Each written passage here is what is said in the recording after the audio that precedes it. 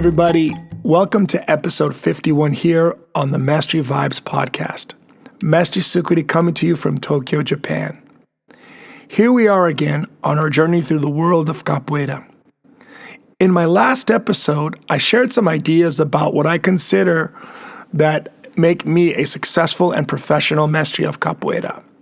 If you haven't had a chance to listen to the last episode, I recommend you listen to that before listening to today's podcast.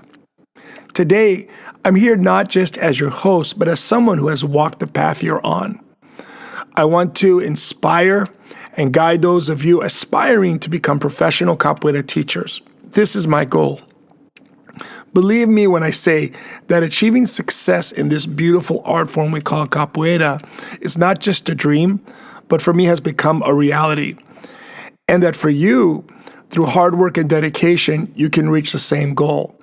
So let's dive into the life and work principles that have not only guided me, but have also been the basis of my journey as a capoeira mestre since 2011. First and foremost, you need to embrace your unique identity as a teacher. You might feel the pressure to conform to certain stereotypes within capoeira, or perhaps the belief that you need to be Brazilian to truly excel in capoeira, or at least pretend to be more Brazilian, is important in your growth. Here are a few examples of things I've done or seen that I would avoid on your path of capoeira. When I first started capoeira teaching, I had a belief, as many people do, that capoeira is pure, and I wanted to separate the money side from the art. This is really stupid of me, because I realize today that humility and money can go hand in hand. It's very important to get paid for your value. Be honest, give great classes, and treat everyone with respect. Remember, there are many people out there teaching capoeira that are always late, who are unprofessional, and still charge for their classes. So why can't you get paid for what you do? I remember talking to a capoeira teacher in Europe about 10 years ago who was part of a grassroots capoeira group. He and the others around him started the group together, basically by being on the same level. After several years of dedication, he decided he wanted to start teaching capoeira professionally. He dreamed of having his own students and academia. When he decided to open his place, he said some of the older students didn't want to pay since it was free up until that point. I told him that it happens because those people don't understand your value and dedication to what you do. I said that if they don't value him, then they can go do something on their own. His time and energy have value. A few years later, he emailed me and said that it was true. Some of the higher students even said they paid because they are supporting what he does and paying to support the group, the space, and the resources that are necessary for maintaining their group. Let me be clear. Your authenticity is your greatest asset. It's what will attract students and resonate with your teaching style and philosophy. Your students and your community will be first and foremost attracted to you and how you are as a person, and how you represent and embody capoeira. Your passion, your dedication, your professionalism in every aspect of your teaching and business practices will set you apart. Remember, capoeira is about building strong networks, respecting others as you want it to be respected. It's a long-term journey, and I say this all the time. Capoeira takes a long time, and you need to stay the course. I've met many teachers who mentioned that they felt they had to work with certain people because they felt obligated. On many occasions, these people had bad experiences and later regretted getting involved with certain teachers or groups. Remember, you are not obligated to anything or to anyone. Make the best choices for you and your community. Keep faith in what you are doing. If you have belief in what you do as a capoeirista, then nobody can take that away from you. People may speak ill of you, but in the end, you'll be the one left standing. In the world of capoeira, the fundamentals and the persistence that you have are key to your success. Mastery and teaching require an unwavering pursuit of excellence. Your place and reputation in this capoeira world are earned through relentless effort. Like any profession, being a capoeira teacher is competitive, but maintaining professionalism from the get-go will dictate how others perceive and interact with you. This may just be my opinion, but unfortunately, capoeira lacks professionalism.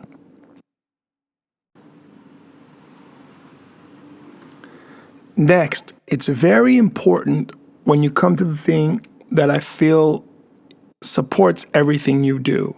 You need to focus on building a good community around you. This is essential. Approach the capoeira community with humility, yet confidence, knowing your worth and how to navigate among the roles of a mestre de casa, semi-pro, or pro. The relationships you build within the capoeira community and broader martial arts community, based on mutual respect and networking, will be the foundation of your success. In my opinion, a lot of miscommunication and relationship problems in capoeira arise from people not understanding and respecting other people's roles in capoeira. For example, when a mestre de casa, semi-pro mestre, or advanced student wants the respect that a professional mestre gets, people need to know the difference and how to treat people accordingly. It doesn't mean disrespect people, but it doesn't mean to give them more than they've worked for. I always tell people that everyone wants to be a mestre, but no one wants the responsibility and dedication it takes to be one. If you look in my academia, you will see a sign that says Ile Mojuba in Old Yoruba. This means house of humility and respect. These words are something that I hold at my very core. A large part of this is the ability to seek and provide mentorship, to align yourself with experienced mentors who can guide you, and be open to finding a padrino or a madrina who shares your values. If you find yourself in a position where your mentor can't provide a clear roadmap, then you need to take the initiative to create your own learning and growth goals. Remember, it's your journey and your responsibility. I've seen people chase after names in capoeira and later be let down when that person doesn't live up to the image you had. It seems to happen even more now as people look towards social media for everything. Just because a person has a large social media presence, it doesn't mean they are perfect. Ask others who have had experience with them to get a better idea of who you are talking with. I really feel that independence and collaboration go hand in hand. For those of you joining existing groups or schools, be clear of your own role, contributions, and benefits of joining the group will provide you and your community with. However, don't be afraid to make your own path in capoeira and follow successful figures in the capoeira world as your inspiration.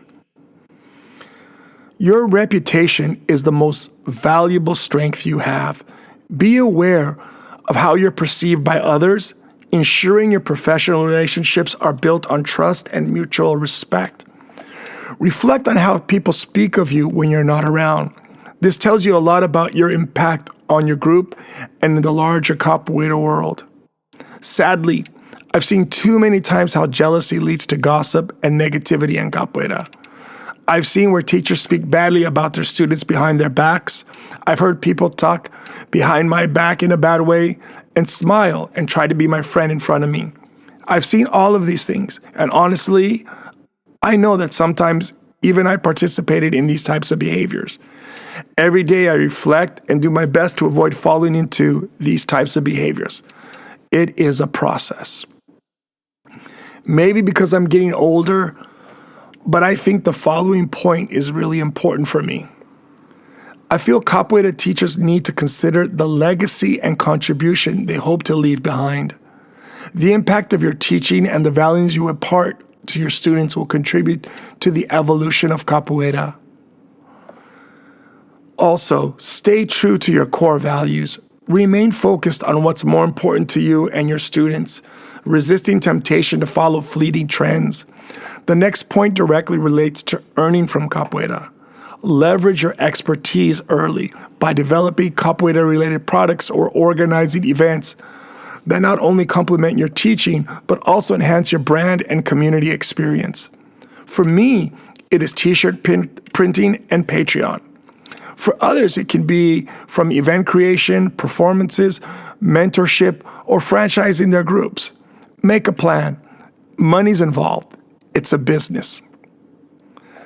Remember that continuous learning and adaptation are paramount. Staying up to date with the latest techniques, theories, conversations, and practice will enhance your appeal as a teacher.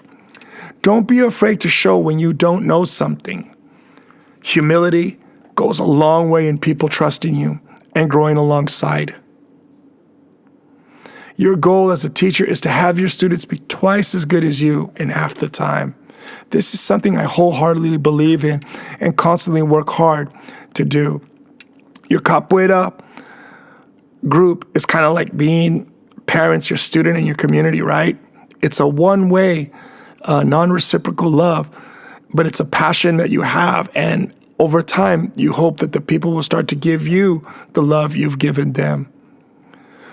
By keeping these ideas in mind, you, as an aspiring professional capoeira teacher, can navigate your journey with confidence, building a fulfilling profession that honors both the tradition and axé of capoeira.